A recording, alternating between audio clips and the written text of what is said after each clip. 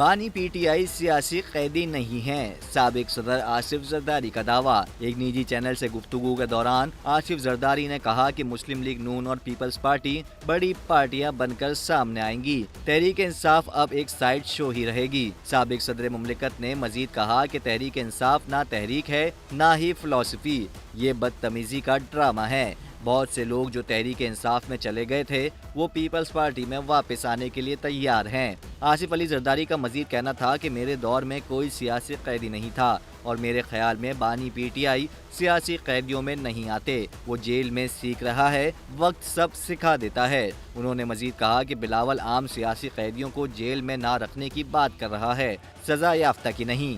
साबिक सदर ने वाजे किया कि इंतखाबात के बाद सियासी बहरान कम हो जाएगा और फिर सबको काम करना पड़ेगा।